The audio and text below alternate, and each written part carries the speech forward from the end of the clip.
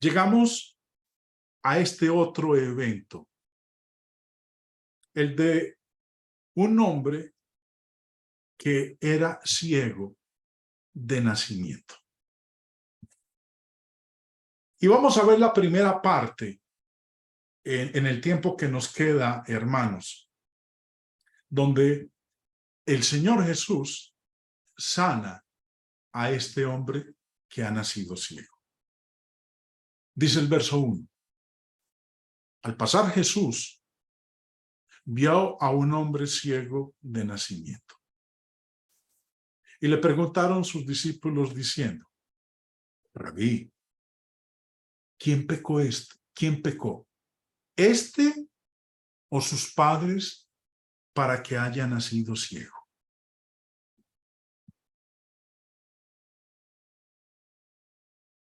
Al pasar junto a este hombre, los discípulos hicieron esta pregunta, que indica una creencia común entre los judíos de ese entonces, de ese tiempo.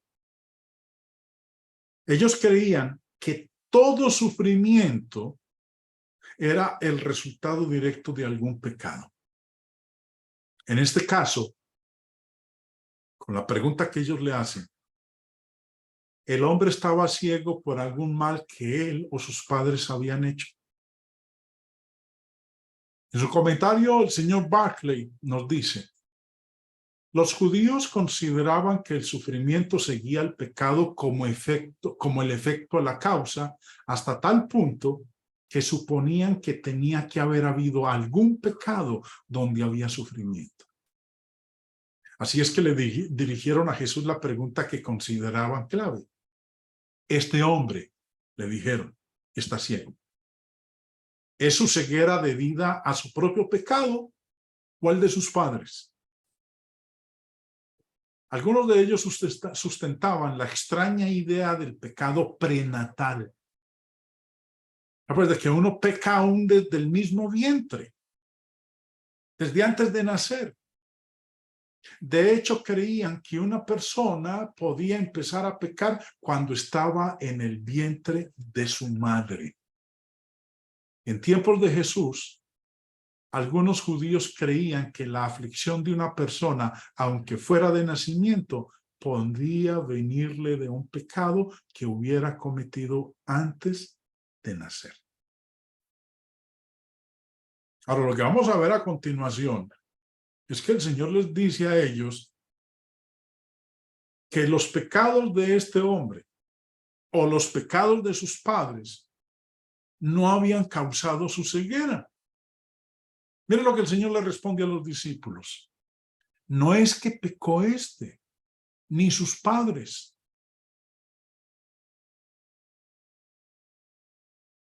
Jesús no achaca la ceguera de este hombre a un pecado especial del ciego o de sus padres.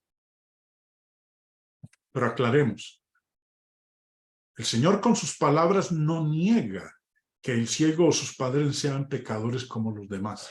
Porque recordemos lo que Pablo enseña en Romanos 3, que todos hemos pecado. El Señor está diciendo que esta enfermedad, la ceguera de este hombre, no se debe a un pecado específico propio de él ni de sus progenitores, de sus padres.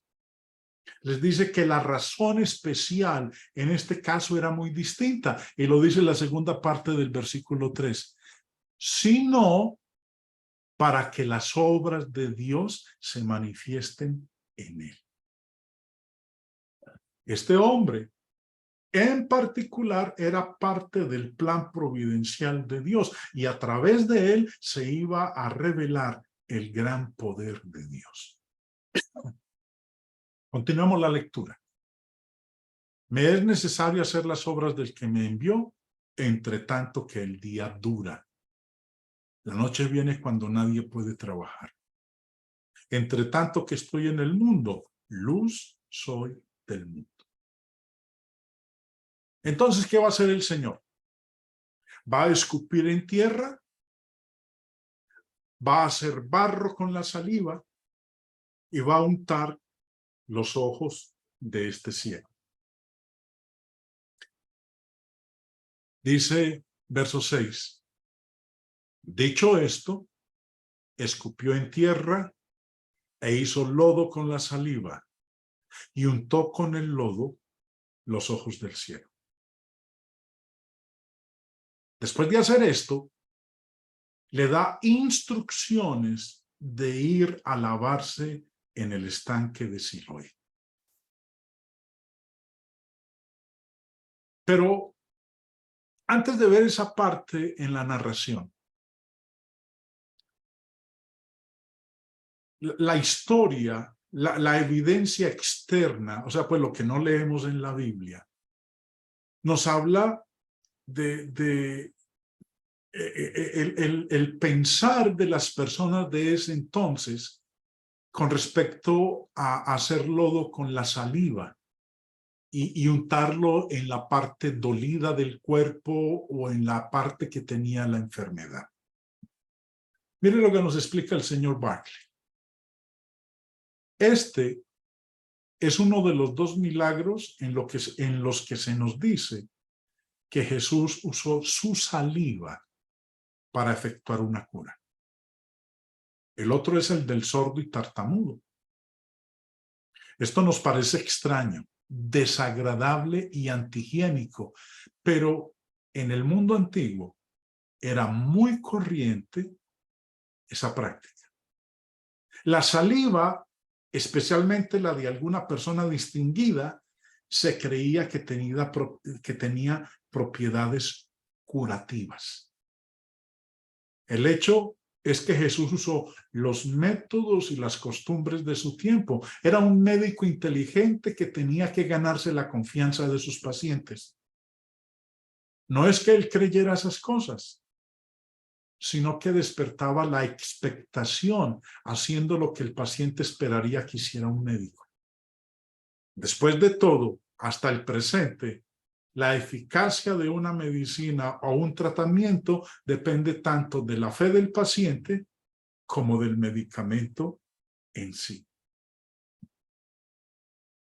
Después de que entonces el Señor le unta los ojos con el lodo, le instruye al ciego que vaya al estanque de Siloé.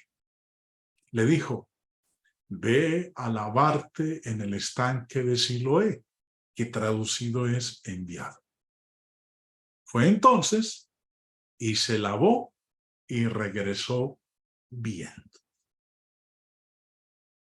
La imagen que ustedes están observando ahí en pantalla es una imagen de la Jerusalén antigua, la Jerusalén del primer siglo, antes de ser destruida por los romanos.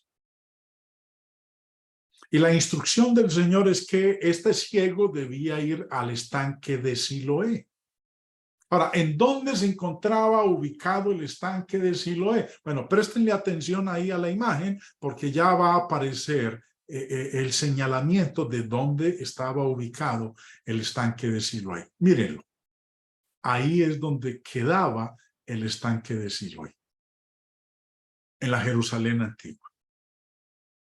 Ahora, quiero hablar un poquito acerca de este estanque, porque la historia de este estanque es muy peculiar y bastante informativa e interesante para nosotros, pues que a veces procuramos saber un poco más de estos detalles y no limitarnos simplemente a lo que estamos leyendo ahí en el texto inspirado, en la evidencia interna.